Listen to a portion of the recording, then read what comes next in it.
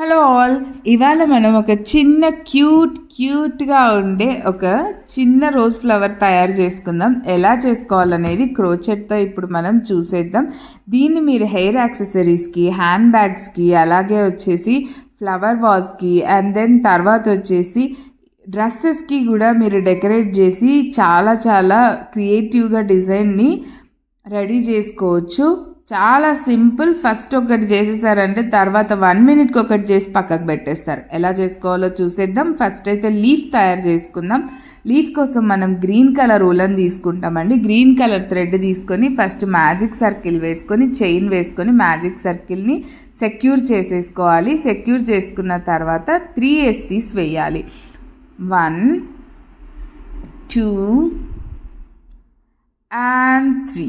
So ఇలా 3 ఎస్సీస్ వేసిన తర్వాత థ్రెడ్ని పుల్ చేసేసి స్క్వేర్ని సెక్యూర్ చేసుకుంటాం. సో ఇప్పుడు ఫస్ట్ స్టిచ్లో స్లిప్ స్టిచ్ చేసేసుకొని మ్యాజిక్ సర్కిల్ క్లోజ్ చేసుకోవాలి.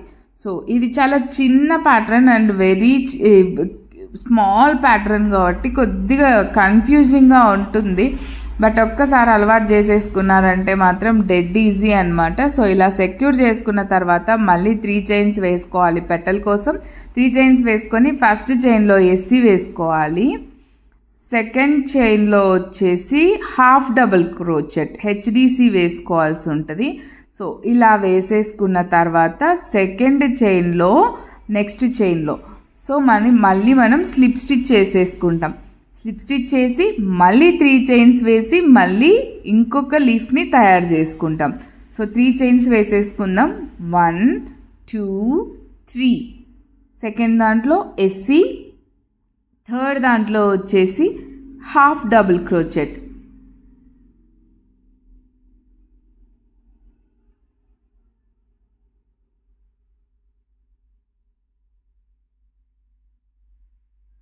సో అగైన్ మళ్ళీ 3 చైన్స్ అండ్ తర్వాత మళ్ళీ ఎస్సీ వేసి మళ్ళీ హాఫ్ డబుల్ క్రోచెట్ వేసుకుంటే 3 పెటల్స్ రెడీ అయిపోతాయి. సో ఎక్కడ స్టార్ట్ చేసామో అక్కడే స్లిప్ స్టిచ్ చేసేసుకొని మళ్ళీ ఒక చైన్ ఎక్స్ట్రా వేసుకొని ఫాస్టన్ ఆఫ్ చేసేసుకోవాలి.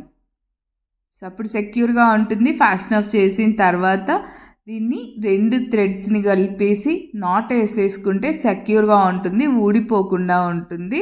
సో ఇలా మనం లీఫ్ రెడీ చేసేసుకోవాలన్నమాట. సో మన లీఫ్ అయితే రెడీ అయిపోయింది. సో మనం సిజర్తో కట్ చేసేసుకొని ఇలా 2 వెనక టైల్స్ ఉన్నాయి కదా, ఈ టైల్స్ని మనం నాట్ వేసేసుకుందాం. సో అప్పుడు సెక్యూర్గా ఉంటుంది. నాట్ వేసేసుకొని ఎక్స్ట్రా థ్రెడ్ని కట్ చేసేసుకోవాలి.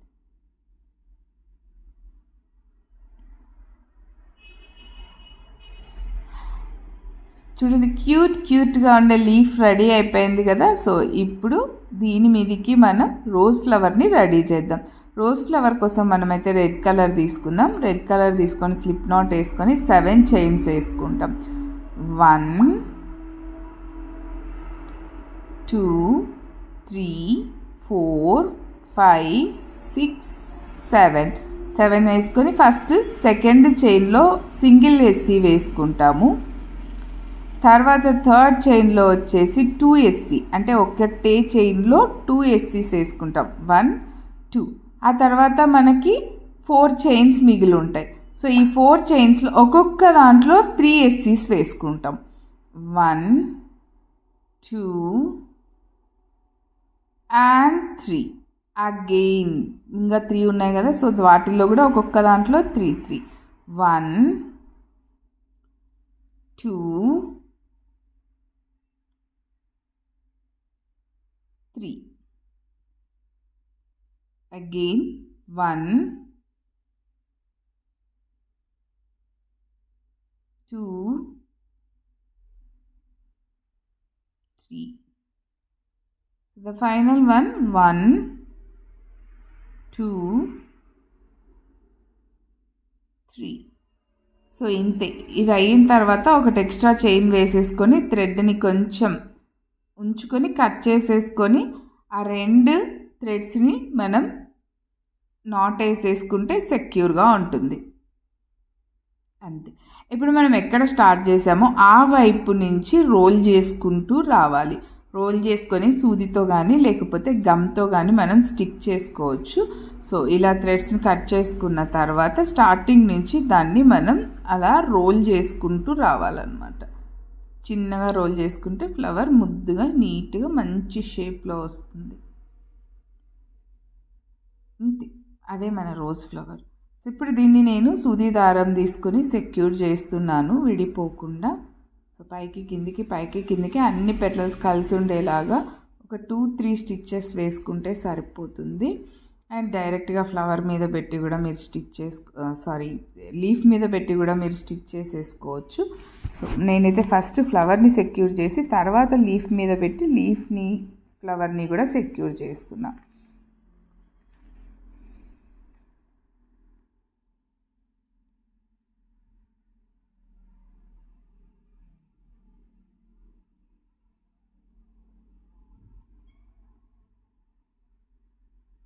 That's it.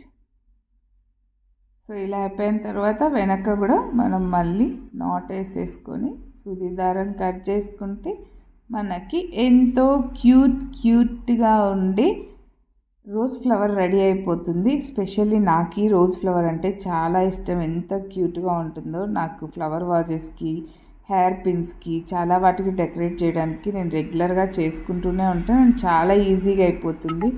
సో నేనైతే 1 మినిట్కి ఒకటి చేసి పెట్టేసుకుంటా. సో ఇలా చేసుకున్న తర్వాత మనం ఇలా ఫ్లవర్ వాజెస్ వీటికి పిన్స్కి యూస్ చేసుకొని వాడుకోవచ్చు. Please like and subscribe. By.